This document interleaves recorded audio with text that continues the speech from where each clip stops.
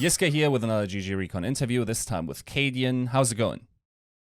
I'm doing really fine, thank you. Looking forward to this BLAST Showdown. Right, because that one came in pretty late, right? When did you guys find out about this? Maybe 1 week ago or so, we found out that EG were unable to come, and that we got their spot at the tournament. To be fair, and not to be too harsh on Blast, but we felt like we should have had this invite prior to that. We played a qualifier 12 hours after our DreamHack Open Fall event, which was obviously not really ideal, and ended up not managing to qualify, which was a bit sad for us because we really want to participate in this Blast tournament. I think that their production has been by far the best throughout this online era. So yeah, finally feels good to be part of it. What's preparation like on such short notice then? Preparation is the same. We have a lot of tournaments left for this year. We still have the DreamHack Masters and the IM Global Challenge. So yeah, we are preparing for everyday life, everyday tournament. It's not like we look that much into a specific tournament or specific game. We're constantly trying to improve and yeah, working really hard towards that. Are you looking at all at the global final points in order to qualify, or do you just aim to win this one and just directly go in? Yeah, we're aiming to win this one, to win our side of the bracket. We know it's going to be tough. There's some good teams ahead, but yeah, we think it's definitely possible. It will also be a bit silly not to do so. Being ranked number 2 in the world, you aim to beat everyone that you face on your way. Right, so going into this event, of course, you're starting out the first round against Endpoint. What do you think of that match? How do you think it will go? We played them twice already. Post summer break, we played them at DreamHack Summer and DreamHack Fall. Beat them both times. I think they are a pretty good team. I like their newest addition, Flames. I think he brings in a lot of raw talent. Robin, the Swedish player, is actually one of the first teammates I had when I played the first major in 2013, so I know him a little bit as well. Think they've been doing pretty well, but they're still a team that we're looking to beat. But it's definitely going to be fun. There's a little bit of a tricky veto, so yeah, it's going to be funny to see how it pans out. Then in the higher bracket there, Mousebots is going on against Godsend. Now, Mousebots is not a bad team, and Godsend kind of had your number last time. Who would you rather face? Do you want revenge? Yeah, sure. We can take a revenge against Godsend, but also I think we never played mouse sports with this lineup, so that could be quite fun as well because we've been a lineup for more than half a year. So yeah, I think it's quite insane that we haven't been getting drawn into any groups or any bracket stages together. So yeah, any of the games will be fine for us. We will face whoever we get the chance to. Right.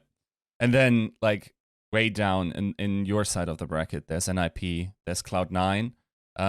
We can infer at the moment, at least, that NIP is likely going to take it. And then the winner of that will play Complexity. And those will then be your opponents. Who would you like to face there, and what kind of match do you expect? I think Cloud9 is looking, oh sorry, Complexity is looking super strong with the addition of JKS. I think he's such a good player. For a long while, I felt like he was one of the 5-10 best clutch players in the world, and that he definitely belonged on the HLTV top 20 list. So I think it's a super strong addition that Complexity has done, and they're definitely a team to look out for. So would be fun to play them, but like you said, NIP Cloud9 is an interesting game as well. Could go either way.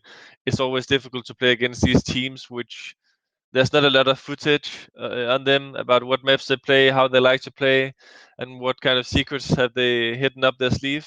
So yeah, it's definitely a tough side of the bracket. Maybe even tougher than our first game and second game. True, yeah.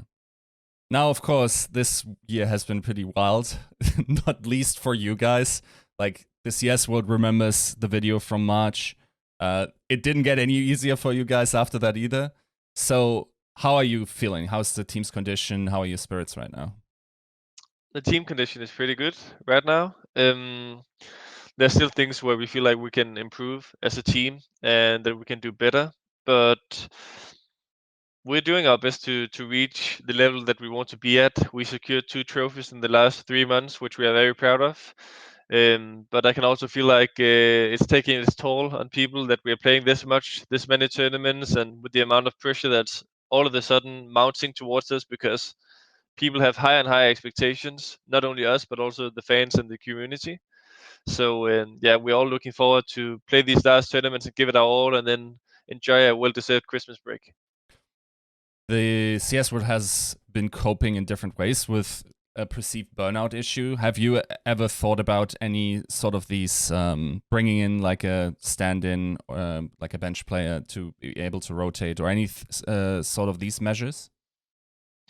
It's not something that we have talked about yet, but I think also from seeing how well it works at Vitality, there's definitely chances of going with that solution.